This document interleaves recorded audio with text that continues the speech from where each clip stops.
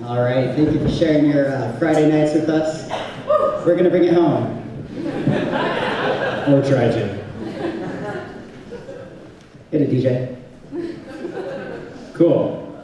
Hello, I'm Jeremiah. I'm a nerd from San Francisco. I'm Denizac. I'm from Boise, Idaho. And we're part of Code for America. Code for America is a nonprofit that aims to bring technologists and city governments together to make the lives of the citizens better, the lives of the people who live in those cities better. This year, Chattanooga is a Code for America city, but we heard one thing about PKNCHA16, and that is that there aren't any sales pitches. So that's kind of the last of that, and what we want to talk about. Take it up, Jason. So we're here to share with you what we learned spending last month in Chattanooga. First of all, y'all have some awesome contra dancing. Jeremiah is a natural contra dancer. So this was at All Saints Academy down in MLK, which is an abandoned school, which is creepy in and of its own right. We went to track 29, we had more fun at the photo booth than we could have anywhere else. But we really found just such an incredibly welcoming atmosphere from the people of Chattanooga, and just everyone kind of wondering what it is that we're doing here for the month. Everyone was amazing. Y'all taught us some stuff like y'all, which is a great word we don't have in San Francisco. I got to participate in bike polo because the people in San Francisco who play are like kind of a big deal, and we're not good enough for them. On the note of y'all, I tried to make wall happen, and the mayor corrected me and said that that's not a thing. So we thought it'd be cool to foster a dog. We were here for the past month, and this is Gus, who is the true love of our lives.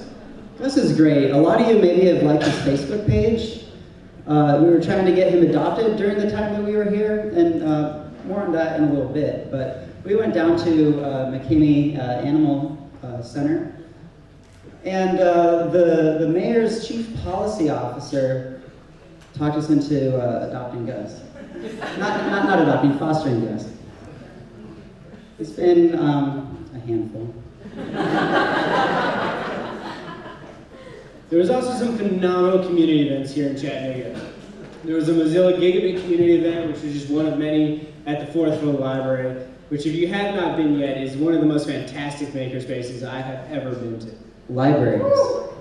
Libraries are pretty amazing. I mean, and y'all's library is next level, and not because of the 4th floor, because of the boardroom on the 3rd floor. Have you been in there? The furniture, it's right out of Mad Men. I swear, it's some good stuff.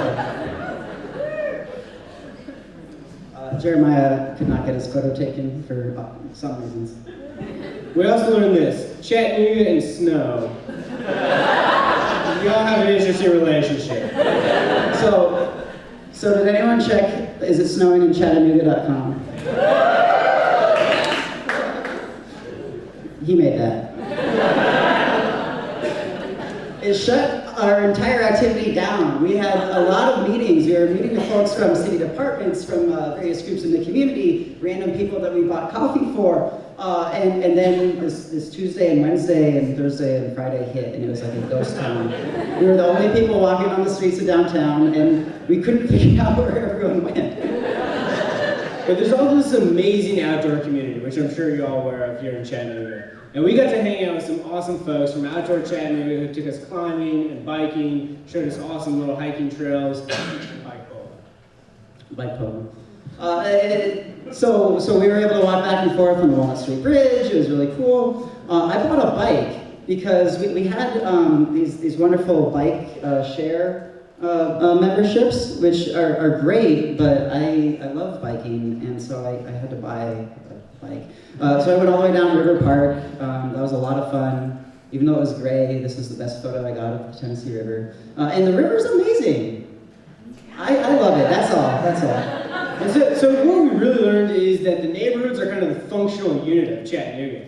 So there's 30 plus neighborhoods all over the place, a lot of neighborhood pride, and it was fantastic to meet with all the different neighborhoods, all the different people who live in them, and just love to make their community better.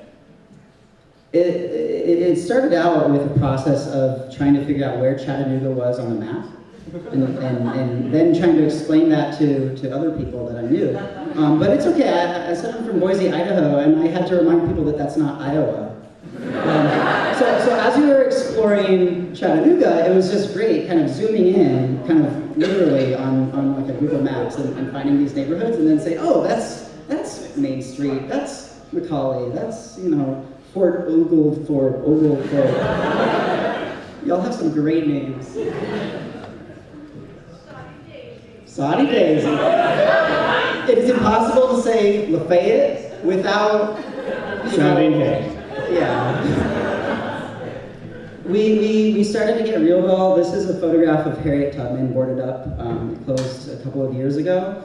And there are some serious issues in some of the neighborhoods that we hope to address a little bit more. And by address, I mean just like listening to folks. This is an email from the sewer billing that has also been causing a little bit of consternation. But I think that there's maybe more opportunity to go out into neighborhoods and talk with folks. And we hope that you'll talk with us over the course of the year, maybe on some of that. But bringing it back, this is our third team member, Giselle. Sticky notes are indeed the salve to most problems. This is our official Code for America approved methodology. So we basically listed every problem statement we had heard from all over the neighborhoods and kind of coalesced them around what we thought we could actually help address with your input and your help with technology. In closing, this is Gus. Gus finally did get adopted. Last Wednesday, we were able to hand over to his new owner, Ryan Darling. Thank y'all for liking our Facebook page. Thank y'all for having us at PKNCHA16.